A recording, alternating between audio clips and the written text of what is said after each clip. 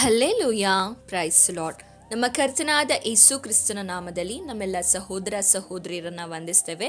ನೀವೇನು ನಮ್ಮ ಚಾನಲ್ನ ಮೊದಲನೇ ಬಾರಿಗೆ ವೀಕ್ಷಿಸುತ್ತಿರುವುದಾದರೆ ದಯವಿಟ್ಟು ಸಬ್ಸ್ಕ್ರೈಬ್ ಮಾಡ್ಕೊಳ್ಳಿ, ಲೈಕ್ ಮಾಡಿ, ಶೇರ್ ಮಾಡಿ, ಹಾಗೂ ನಿಮ್ಮ ಪ್ರಾರ್ಥನಾ ಮನವಿಗಳನ್ನು ನಮಗೆ ಕಮೆಂಟ್ ಸೆಷನ್ ಮೂಲಕವಾಗಿ ತಿಳಿಸಬಹುದಾಗಿದೆ. ಇಂದಿನ ನಮ್ಮ ಸಂದೇಶ ಭಾಗ ಯಾವುದಾಗಿದೆ ಅಂದರೆ, ಕ್ರೈಸ್ತರಾದ ನಮಗೆ ಸಂತೋಷವಾಗಿರಲು 7 ಸಂಗತಿಗಳನ್ನು ಕುರಿತಾಗಿ ನಾವಿವತ್ತು ಧ್ಯಾನಿಸಲಿದ್ದೇವೆ.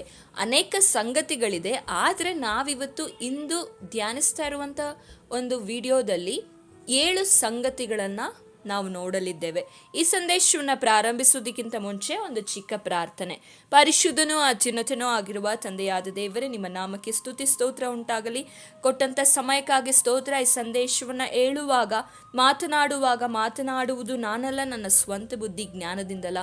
ಪರಿಶುದ್ಧಾತ್ಮನೇ, ನೀವು ತಾನೇ ಮಾತನಾಡಿ ವಾಕ್ಯಗಳ ಮೂಲಕ ಅನೇಕರನ್ನ ಬಲಪಡಿಸಬೇಕಾಗಿ ಯೇಸು ಕ್ರಿಸ್ತನ ನಾಮದಲ್ಲಿ ಬೇಡಿ ಹೊಂದಿಕೊಳ್ತೇನೆ ತಂದೆಯೇ, ಆಮೇನ್ ಆಮೇನ್. ಇಂದು ಕ್ರೈಸ್ತರಾದ ನಮ್ಮಲ್ಲಿ ಎಷ್ಟೋ ಜನರಿಗೆ ಈ ಸಂತೋಷದ ಸಂಗತಿಗಳನ್ನು ನೆನೆಸಿ ಅವರು ಸಮಾಧಾನವಾಗಿ ನಿರೀಕ್ಷೆ ಉಳ್ಳವರಾಗಿ ಜೀವಿಸುವುದರ ಬದಲಾಗಿ ಇಂದು ಅನೇಕರು ಈ ಲೋಕವೇ ನಮಗೆ ಶಾಶ್ವತವಾದ ಸ್ಥಾನ, ಈ ಲೋಕದಲ್ಲಿ ನಾವು ಶಾಶ್ವತವಾಗಿ ಇರ್ತೇವೆ ಎಂಬ ಭಾವದಲ್ಲಿ ಚಿಂತೆ, ದುಃಖ, ವೇದನೆ, ನಂಬಿಕೆಯನ್ನು ಕಳೆದುಕೊಂಡು ಯೇಸುಕ್ರಿಸ್ತನಿಂದ ದೂರವಾಗಿ ಅನೇಕರು ಪಾಪದಲ್ಲಿ ಜೀವಿಸ್ತಾ ಇದ್ದಾರೆ. ಯೇಸುಕ್ರಿಸ್ತನನ್ನ ನಂಬಿರುವವರಿಗೂ ನಂಬದೇ ಇರುವವರಿಗೂ ವ್ಯತ್ಯಾಸವಿದೆ.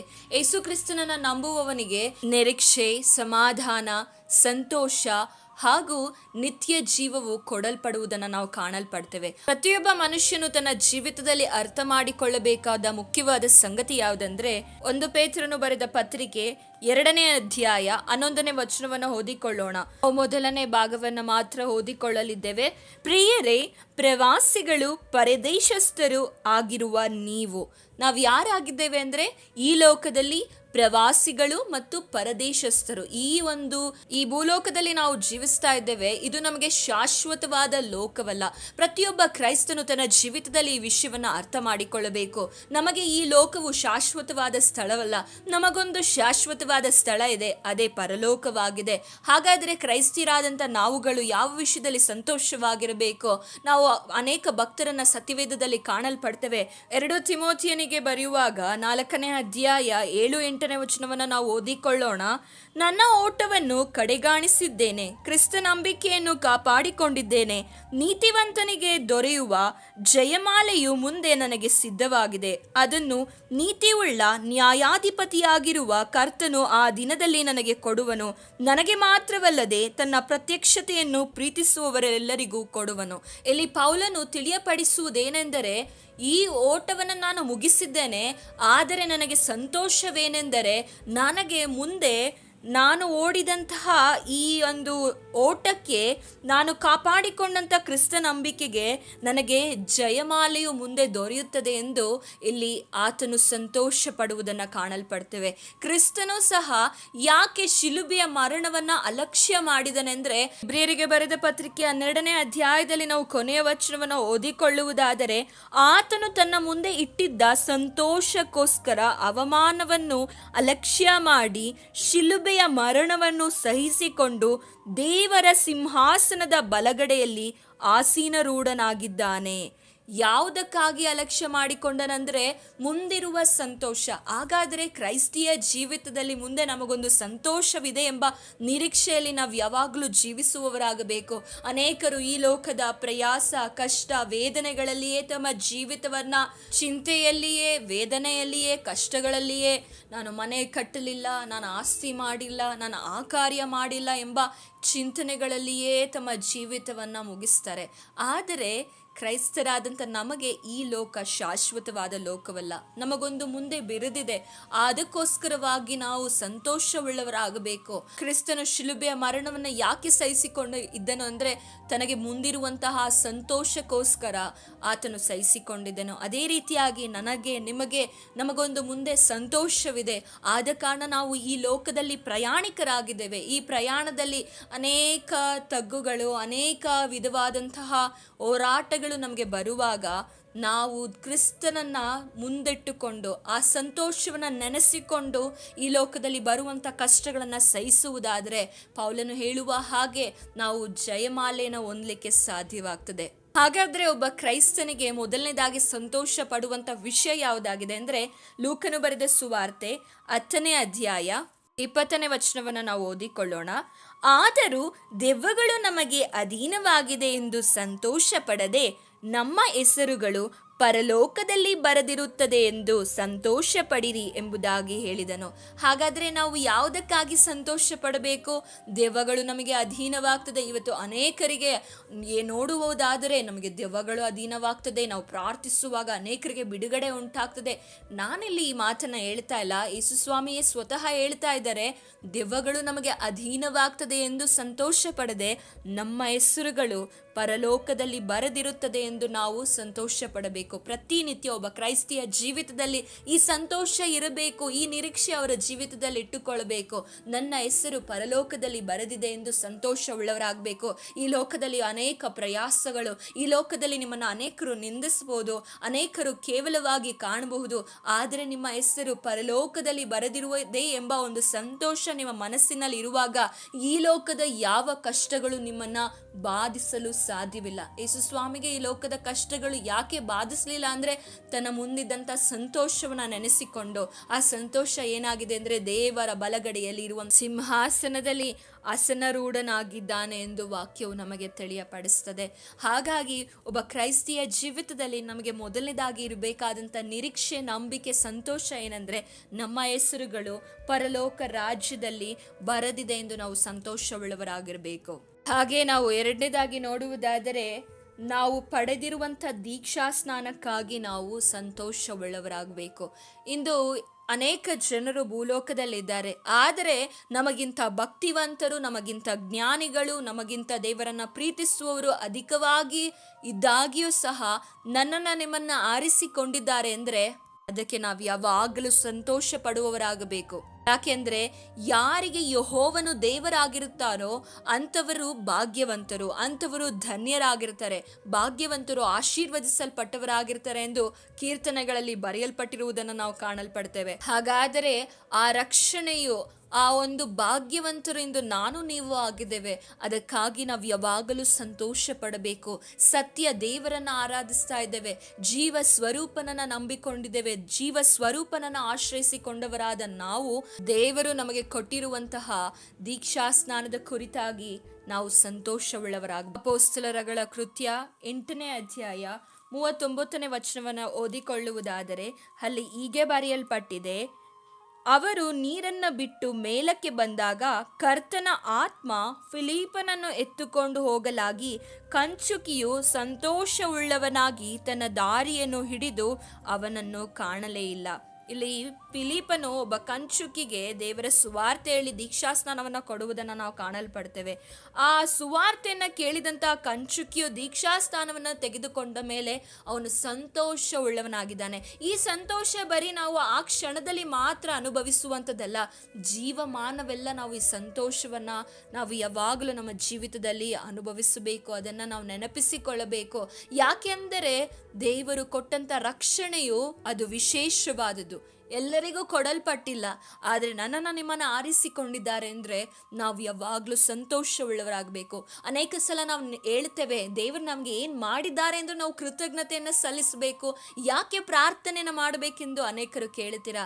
ಆದರೆ ನಾವು ಸತ್ಯ ದೇವರನ್ನು ತಿಳಿದುಕೊಂಡು ಆತನನ್ನು ಅಂಗೀಕಾರ ಮಾಡಿ ಆತನ ರಕ್ಷಣೆಯನ್ನು ನಮ್ಮ ಜೀವಿತದಲ್ಲಿ ಕಾಣಲಿಕ್ಕೆ ಕೊಟ್ಟಂಥ ಕೃಪೆಗಾಗಿಯೇ ಪ್ರತಿನಿತ್ಯವೂ ನಾವು ಆತನಿಗೆ ಸ್ತೋತ್ರ ಸಲ್ಲಿಸಬೇಕು, ಆತನಿಗೆ ಸ್ತುತಿಯನ್ನು ಸಲ್ಲಿಸುವವರಾಗಬೇಕು. ಮೂರನೇದಾಗಿ ನಾವು ನೋಡುವುದಾದರೆ ರೋಮಾಪುರದವರಿಗೆ ಬರೆದ ಪತ್ರಿಕೆ 14ನೇ ಅಧ್ಯಾಯ 17ನೇ ವಚನ ಹೇಳುವ ಪ್ರಕಾರವಾಗಿ, ಯಾಕೆಂದರೆ ತಿನ್ನುವುದು ಕುಡಿಯುವುದು ದೇವರ ರಾಜ್ಯವಲ್ಲ, ನೀತಿಯು ಸಮಾಧಾನವು ಪವಿತ್ರಾತ್ಮನಿಂದಾಗುವ ಆನಂದವೂ ಆಗಿದೆ.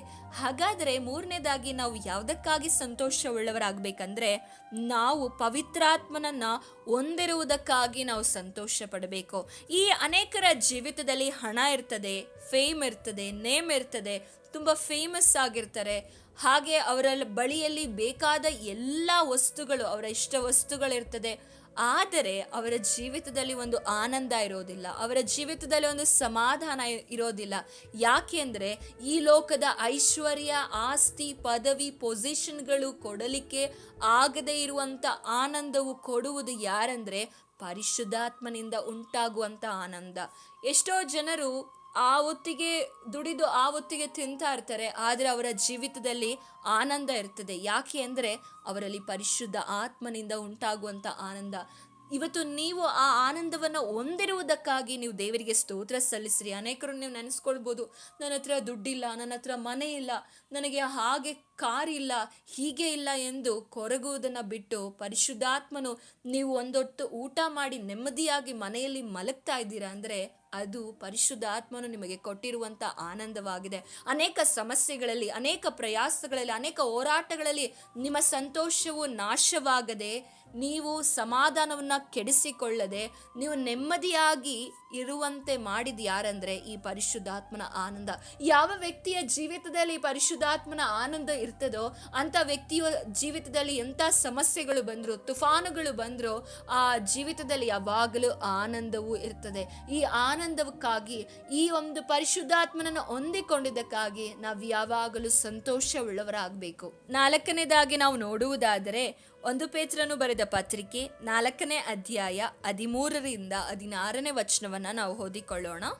ಆದರೆ ನೀವು ಎಷ್ಟರ ಮಟ್ಟಿಗೆ ಕ್ರಿಸ್ತನ ಬಾಧೆಗಳಲ್ಲಿ ಪಾಲುಗಾರರಾಗಿದ್ದೀರೋ ಅಷ್ಟರ ಮಟ್ಟಿಗೆ ಸಂತೋಷವುಳ್ಳವರಾಗಿರಿ. ಆತನ ಮಹಿಮೆಯ ಪ್ರತ್ಯಕ್ಷತೆಯಲ್ಲಿಯೂ ನೀವು ಸಂತೋಷಪಟ್ಟು ಉಲ್ಲಾಸಗೊಳ್ಳುವಿರಿ. ನೀವು ಕ್ರಿಸ್ತನ ಹೆಸರಿನ ನಿಮಿತ್ತ ನಿಂದೆಗೆ ಗುರಿಯಾದರೆ ಧನ್ಯರೇ. ತೇಜೋಮಯವಾದ ಆತ್ಮನಾಗಿರುವ ದೇವರ ಆತ್ಮನು ನಿಮ್ಮಲ್ಲಿ ನೆಲೆಗೊಂಡಿದ್ದಾನಲ್ಲ. ನಿಮ್ಮಲ್ಲಿ ಯಾವನಾದರೂ ಕೊಲೆಗಾರನು, ಕಳ್ಳನು, ದುಷ್ಟನು, ಪರಕಾರ್ಯಗಳಲ್ಲಿ ತಲೆ ಹಾಕುವವನು ಆಗಿದ್ದು ಶಿಕ್ಷಾಪಾತ್ರನಾಗಬಾರದು. ಆದರೆ ಕ್ರೈಸ್ತನಾಗಿ ಬಾಧೆಪಟ್ಟರೆ ಅವನು ನಾಚಿಕೆ ಪಡದೆ ಆ ಹೆಸರಿನಿಂದಲೇ ದೇವರನ್ನು ಘನಪಡಿಸಲಿ. ಇಲ್ಲಿ ಈ ಒಂದು ವಾಕ್ಯ ಎಷ್ಟು ಅದ್ಭುತವಾಗಿದೆ. 4ನೇದಾಗಿ ನಾವು ಯಾಕೆ ಸಂತೋಷ ಪಡಬೇಕಂದ್ರೆ ಕ್ರಿಸ್ತನ ನಿಮಿತ್ತ ಬಾಧೆಗಳಲ್ಲಿ ಪಾಲುಗಾರರಾಗಿರಲು ನಾವು ಸಂತೋಷ ಪಡುವವರಾಗಬೇಕು. ನೀವು ಎಷ್ಟರ ಮಟ್ಟಿಗೆ ಕ್ರಿಸ್ತನಲ್ಲಿ, ಆ ಕ್ರಿಸ್ತನ ಬಾಧೆಗಳಲ್ಲಿ ಪಾಲುಗಾರರಾಗ್ತಿರೋ ಅಷ್ಟರ ಮಟ್ಟಿಗೆ ನೀವು ಸಂತೋಷ ಪಡಬೇಕು. ಅಷ್ಟು ಮಾತ್ರ ಅಲ್ಲ, ದೇವರ ಪ್ರತ್ಯಕ್ಷತೆಯಲ್ಲಿಯೂ ಕೂಡ ನೀವು ಸಂತೋಷ ಪಡ್ತೀರಾ, ನೀವು ಉಲ್ಲಾಸ ಪಡ್ತೀರಾ ಎಂದು ನಮಗೆ ವಾಕ್ಯ ತಿಳಿಯಪಡಿಸ್ತಾ ಇದೆ. ಹಾಗಾದರೆ ಕ್ರಿಸ್ತನ ಆ ಒಂದು ಬಾಧೆಯಲ್ಲಿ ನಾವು ಪಾಲುಗಾರರಾಗಿರುವುದಾದರೆ ನಮಗೆ ನಮ್ಮ ಜೀವಿತದಲ್ಲಿ ಸಂತೋಷ ಉಂಟಾಗ್ತದೆ. ಹಾಗೆ ಕ್ರಿಸ್ತನ ನಿಮಿತ್ತ ನಾವು ಬಾಧೆಗೆ ಒಳಗಾಗುವುದಾದರೆ ನಾವು ಧನ್ಯರಾಗಿದ್ದೇವೆ ಎಂದು ನಮಗೆ ವಾಕ್ಯವು ತಿಳಿಯಪಡಿಸ್ತಾ ಇದೆ. ಕ್ರಿಸ್ತನ ನಿಮಿತ್ತ ಬಾಧೆ ಪಟ್ಟರೆ ನಾವು ನಾಚಿಕೆ ಪಡಬಾರದು. ಆ ಹೆಸರಿನ ನಿಮಿತ್ತವೇ ದೇವರನ್ನು ನಾವು ಘನಪಡಿಸುವವರಾಗಬೇಕು, ನಾವು ಸಂತೋಷವುಳ್ಳವರಾಗಬೇಕು. ನಾವು ಧನ್ಯರಾಗಿದ್ದೇವೆ, ಆಶೀರ್ವದಿಸಲ್ಪಟ್ಟವರಾಗಿದ್ದೇವೆ. ಹಾಗಾದರೆ ಕ್ರಿಸ್ತನ ನಿಮಿತ್ತ ಬಾಧೆಗೆ ಒಳಗಾಗುವವರಾಗಿ ನಾವು ಸಂತೋಷವುಳ್ಳವರಾಗಬೇಕು. 5ನೇದಾಗಿ ನಾವು ನೋಡುವುದಾದರೆ ಆತ್ಮಗಳನ್ನು ನಾವು ಆದಾಯಪಡಿಸುವ ಕಾರಣ ಸಂತೋಷವುಳ್ಳವರಾಗಬೇಕು. 1 ಥೆಸಲೋನಿಕದವರಿಗೆ ಬರೆದ ಪತ್ರಿಕೆ 2ನೇ ಅಧ್ಯಾಯ 19-20ನೇ ವಚನವನ್ನು ನಾವು ಓದಿಕೊಳ್ಳೋಣ. ನಮ್ಮ ಕರ್ತನಾದ ಯೇಸು ಪ್ರತ್ಯಕ್ಷನಾಗುವಾಗ ಆತನ ಮುಂದೆ ನಮ್ಮ ಭರವಸವು, ನಮ್ಮ ಸಂತೋಷವು, ನಾವು ಹೊಗಳಿಕೊಳ್ಳುವ ಜಯಮಾಲೆಯು ಯಾರು? ನೀವೇ ಅಲ್ಲವೇ? ನಿಜವಾಗಿ ನೀವೇ ನಮ್ಮ ಗೌರವವೂ ಸಂತೋಷವೂ ಆಗಿದ್ದೀರಿ. ಯಾರ ಬಗ್ಗೆ ಕುರಿತಾಗಿ ಹೇಳ್ತಾ ಇದ್ದಾನೆ ಇಲ್ಲಿ ಪೌಲನೆಂದರೆ ತಾನು ಆದಾಯಪಡಿಸಿದಂತಹ, ತಾನು ಸುವಾರ್ತೆ ಸಾರಲ್ಪಟ್ಟಂತ ಆ ಆತ್ಮಗಳ ಕುರಿತಾಗಿ ಇಲ್ಲಿ ತಿಳಿಯಪಡಿಸುವುದನ್ನು ಕಾಣಲ್ಪಡ್ತೇವೆ. ಹಾಗಾದರೆ ನಮಗೆ ನಿಜವಾದಂಥ ಜಯವು, ಹಾಗೆ ನಮಗೆ ನಿಜವಾದಂತಹ ಸಂತೋಷವು, ಹೊಗಳಿಕೆ ಯಾವುದಂದರೆ ಅಲ್ಲಿ ಹೇಳ್ತಾ ಇದ್ದಾನೆ, ನೀವೇ ಅಲ್ಲವೇ, ನೀವೇ ನಮ್ಮ ಗೌರವ, ನೀವೇ ನಮ್ಮ ಸಂತೋಷ ಆಗಿದ್ದೀರಾ. ಹಾಗಾದರೆ ನಾವು ಆಗಳನ್ನು ಆದಾಯಪಡಿಸುವವರಾಗಬೇಕು, ದೇವರ ಕುರಿತಾಗಿ ಸುವಾರ್ತೆನ ಹೇಳುವವರಾಗಬೇಕು. ಆದಾಯಪಡಿಸುವಂಥ ಆತ್ಮಗಳ ಕಾರಣ ನಾವು ಸಂತೋಷವುಳ್ಳವರಾಗಬೇಕು. 6ನೇದಾಗಿ ನಮಗೆ ಸಂತೋಷ ಕೊಡುವ ಕರ್ತನ ಸನ್ನಿಧಿಗಾಗಿ ನಾವು ನಿರೀಕ್ಷಿಸುವವರಾಗಬೇಕು. ಕೀರ್ತನೆಗಳು 16ನೇ ಅಧ್ಯಾಯ 11ನೇ ವಚನದಲ್ಲಿ ಹೀಗೆ ಬರೆಯಲ್ಪಟ್ಟಿದೆ, ನೀನು ನನಗೆ ಜೀವಮಾರ್ಗವನ್ನು ತಿಳಿಯಪಡಿಸುವಿ. ನಿನ್ನ ಸಮ್ಮುಖದಲ್ಲಿ ಪರಿಪೂರ್ಣ ಸಂತೋಷವಿದೆ, ನಿನ್ನ ಬಲಗೈಯಲ್ಲಿ ಶಾಶ್ವತ ಭಾಗ್ಯವಿದೆ.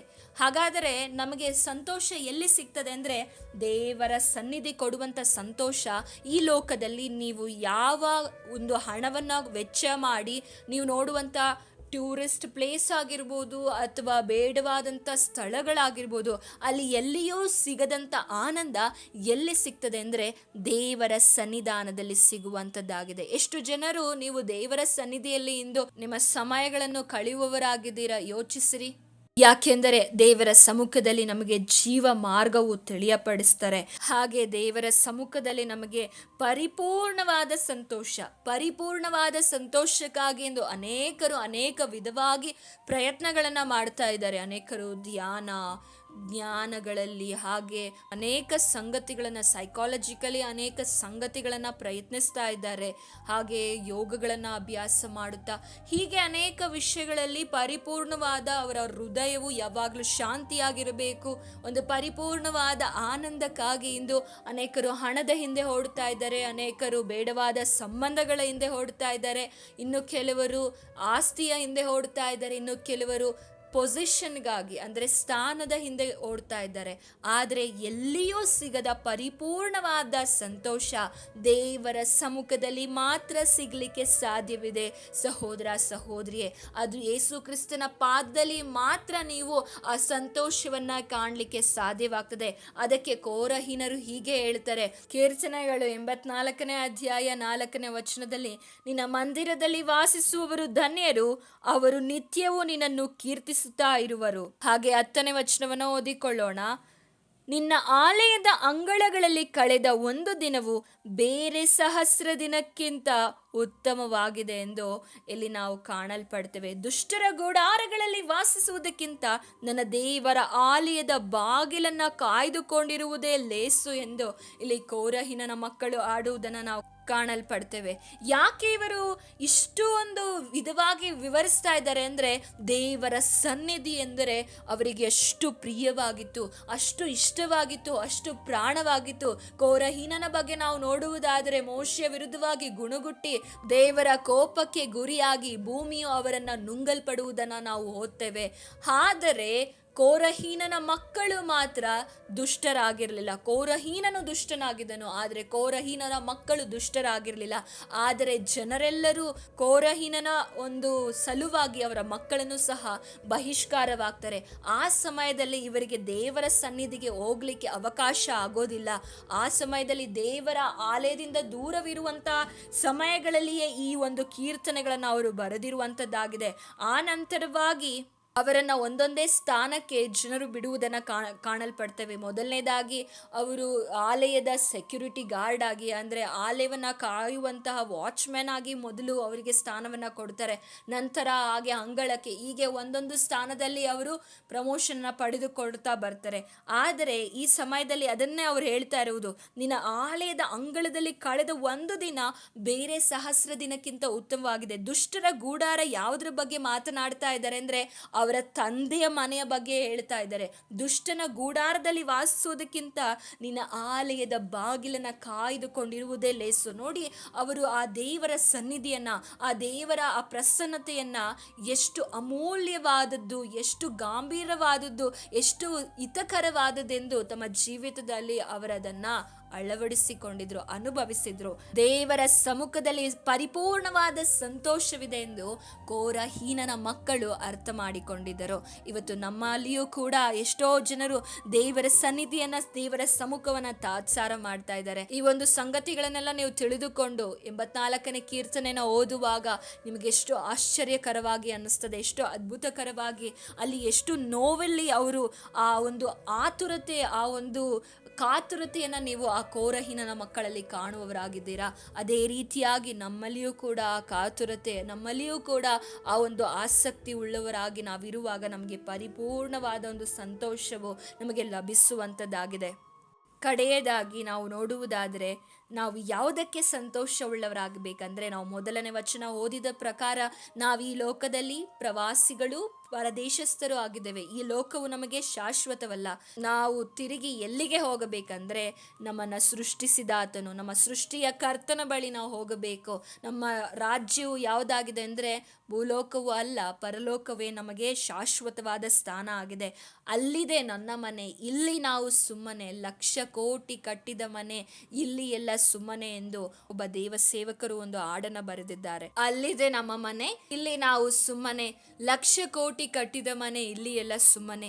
ಒಂದೇ ಒಂದು ಜೀವನ ಏಸುವಿಗಾಗಿ, ದಿನವೂ ನಾನು ಬಾಳುವೆ ಸಾಕ್ಷಿಯಾಗಿ. ಹೂವಿನಂತೆ ಗತಿಸಿ ಹೋಗುವುದು ಈ ಜೀವನ, ಮುಳ್ಳಿನಂತೆ ಬಾಡಿ ಹೋಗುವುದು ಎಂದು ಆ ಸೇವಕರು ಹೀಗೆ ವಿವರಿಸಿದ್ದಾರೆ.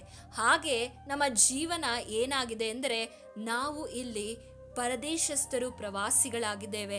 ಹಾಗಾಗಿ ಅಪೊಸ್ತಲರ ಕೃತ್ಯಗಳು 1ನೇ ಅಧ್ಯಾಯ 11ನೇ ವಚನ ಹೇಳುವ ಪ್ರಕಾರ, ಗಲಿಲಾಯದವರೇ, ನೀವು ಯಾಕೆ ಆಕಾಶದ ಕಡೆಗೆ ನೋಡುತ್ತಾ ನಿಂತಿದ್ದೀರಿ? ನಿಮ್ಮ ಬಳಿಯಿಂದ ಆಕಾಶದೊಳಗೆ ಸೇರಲ್ಪಟ್ಟಿರುವ ಈ ಯೇಸು ಯಾವ ರೀತಿಯಲ್ಲಿ ಆಕಾಶದೊಳಗೆ ಹೋಗಿರುವುದನ್ನು ನೀವು ಕಂಡಿರೋ ಅದೇ ರೀತಿಯಾಗಿ ಬರುವನು ಎಂದು ಹೇಳಿದರು. ಹಾಗಾದರೆ ನಮಗೆ ಯಾವ ಸಂತೋಷ ಇರಬೇಕಂದ್ರೆ, ನಾವು ಪುನಃ ಯೇಸುವನ್ನ ಕಾಣುತ್ತೇವೆ ಎಂಬ ಸಂತೋಷ ನಮ್ಮ ಜೀವಿತದಲ್ಲಿ ಇರಬೇಕು. ಎಷ್ಟು ಜನರು ಯೇಸುವಿಗಾಗಿ ನಿರೀಕ್ಷೆ ಉಳ್ಳವರಾಗಿ, ಯೇಸುವಿಗಾಗಿ ನಂಬಿಕೆಯುಳ್ಳ ನೀತಿಯುಳ್ಳ ಜೀವಿತವನ್ನು ನಡೆಸ್ತಾ ಇದ್ದೀರಾ? ನಿಮ್ಮ ಜೀವಿತದಲ್ಲಿ ಯಾವುದರಲ್ಲಿ ನೀವು ಸಂತೋಷವುಳ್ಳವರಾಗಿದ್ದೀರಾ?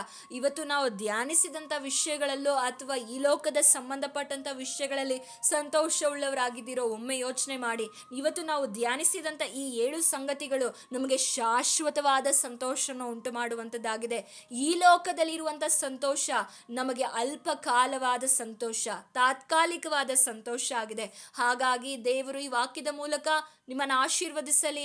ನೀವು ಯಾವುದರಲ್ಲಿ ಸಂತೋಷವುಳ್ಳವರಾಗಿದ್ದೀರಾ? ಒಮ್ಮೆ ನಿಮ್ಮನ್ನು ನೀವು ದೇವರ ವಾಕ್ಯದ ಮೂಲಕ ಪರೀಕ್ಷೆ ಮಾಡಿಕೊಳ್ಳಿ. ಈ ಸಮಯದಲ್ಲಿ ನಾವು ಪ್ರಾರ್ಥನೆಯನ್ನು ಮಾಡೋಣ. ಪರಿಶುದ್ಧನೂ ಅತ್ಯುನ್ನತನೂ ಆಗಿರುವ ತಂದೆಯಾದ ದೇವರೇ, ನಿಮ್ಮ ನಾಮಕ್ಕೆ ಸ್ತುತಿ ಸ್ತೋತ್ರ ಉಂಟಾಗಲಿ. ಕೊಟ್ಟಂಥ ಸಮಯಕ್ಕಾಗಿ ಸ್ತೋತ್ರ ದೇವರೇ. ಕೇಳಿದಂಥ ವಾಕ್ಯಗಳಿಗಾಗಿ ಸ್ತೋತ್ರ ಸಲ್ಲಿಸ್ತೇವೆ. ಈ ವಿಡಿಯೋ ನೋಡುವ ಸಹೋದರ ಸಹೋದರಿಯರನ್ನ ಮುಟ್ಟು ಸಂಧಿಸು. ಅವರು ಪರಿಶುದ್ಧ ಆತ್ಮನ ಈ ವಾಕ್ಯಗಳನ್ನು ಅವರ ಜೀವಿತದಲ್ಲಿ ಅಳವಡಿಸಿಕೊಳ್ಳಿಕ್ಕಾಗುವಂತೆ, ಅವರ ಹೃದಯಗಳಲ್ಲಿ ದೇವರೇ ಮಾನಸಾಂತರ ಹುಟ್ಟಲಿಕ್ಕಾಗುವಂತೆ ದೇವರೇ, ಅವರು ಈ ವಿಷಯಗಳಲ್ಲಿ ದೇವರೇ ನಾವು ಇವತ್ತು ಧ್ಯಾನಿಸಿದಂಥ ಸಂಗತಿಗಳಲ್ಲಿ ಸಂತೋಷವುಳ್ಳವರಾಗ್ಲಿಕ್ಕಾಗುವಂತೆ ನೀವು ತಾನೇ ಸಹಾಯ ಮಾಡಬೇಕಾಗಿ ಪ್ರಾರ್ಥಿಸ್ತೇವೆ. ಎಲ್ಲ ನಿಮ್ಮ ಕರಗಳಿಗೆ ಒಪ್ಪಿಸಿಕೊಡ್ತಾ ಯೇಸು ಕ್ರಿಸ್ತನ ನಾಮದಲ್ಲಿ ಬೇಡಿ ಹೊಂದಿಕೊಳ್ತೇವೆ ತಂದೆಯೇ, ಆಮೆನ್ ಆಮೆನ್. ದೇವರಿ ವಾಕ್ಯದ ಮೂಲಕ ನಿಮ್ಮೆಲ್ಲರನ್ನ ಆಶೀರ್ವದಿಸಲಿ. Thanks for watching and God bless you.